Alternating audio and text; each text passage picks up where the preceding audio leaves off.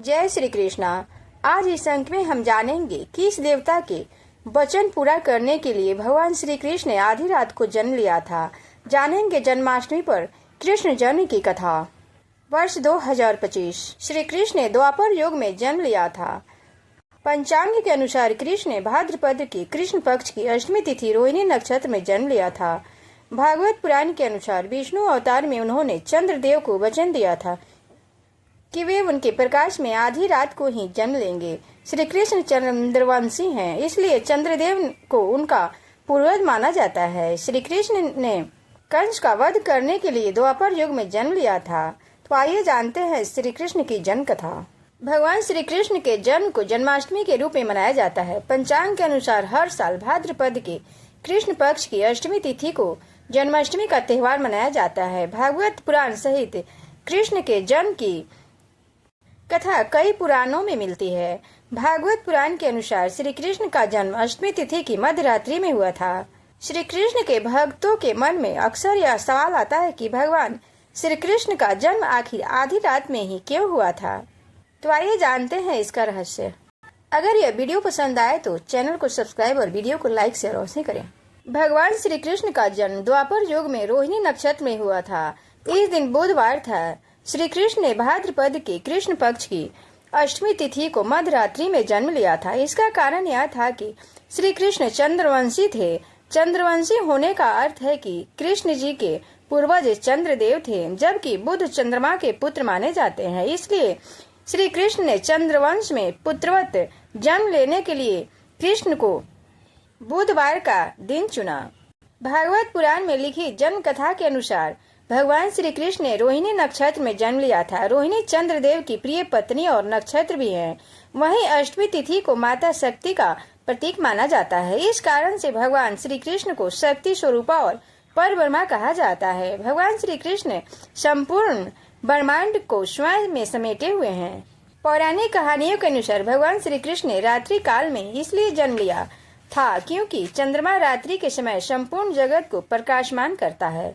चंद्रवंशी कृष्ण ने अपने पूर्वज की उपस्थिति में धरती पर जन्म लेने का यह पहर चुना।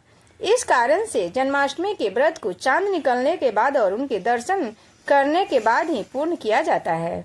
शास्त्र के अनुसार चंद्रदेव की यह इच्छा थी कि विष्णु जी जब भी पृथ्वी पर अवतार लें तो वे चंद्र देव के प्रकाश में ही धरती पर आएं, जिससे वे चंद्रदेव प्रत्यक्ष रूप से उनके दर्शन कर सकें। इसलिए जब भगवान श्री कृष्ण का जन्म हुआ मध्यरात्रि में हुआ था तो संपूर्ण वातावरण प्रकाशमान हो गया था। संपूर्ण वातावरण में सकारात्मकता छा गई थी। द्वापर युग में मथुरा का राजा कंस था। असल में कंस एक अत्याचारी राजा था। उसने अपने पिता भोजवंशी राजा उग्रसेन को छल से राज सिंहासन से उतारकर खुद मथुरा पर राज करने लगा था। कंस की एक बहन थी देवकी। उसने देवकी का विवाह यदुवंशी राजा वासुदेव के साथ कराई थी। लेकिन जब कंस अपनी बहन और उनके पति को अपने राज में लेकर आ रहा था तो आकाशवाणी हुई कि जिस बहन का कंस इतने उत्साह के साथ विवाह उत्सव आयोजित कर रहा है, एक दिन उसी की 8वीं संतान कंस का वध करेगी। यह सुनकर कंस ने अपनी बहन देवकी और उनके पति वासुदेव को कारागार में डाल दिया। काल कोठरी में देवकी और वासुदेव जी की 7वीं संतान को कंस ने निर्दयता के साथ मार डाला। इसके बाद वासुदेव जी के स्वप्न में श्री हरि ने आकर उन्हें कंस के काल यानी 8वां संतान को बचाने का मार्ग बताया। जब देवकी और वासुदेव जी की 8वीं संतान हुई तो उन्होंने प्रभु इच्छा से यशोदा और नंदलाल जी के घर जाकर अपनी 8वीं संतान को उन्हें सौंप दिया और यशोदा जी से उनकी नवजात कन्या को लेकर कारागार में वापस लौटे।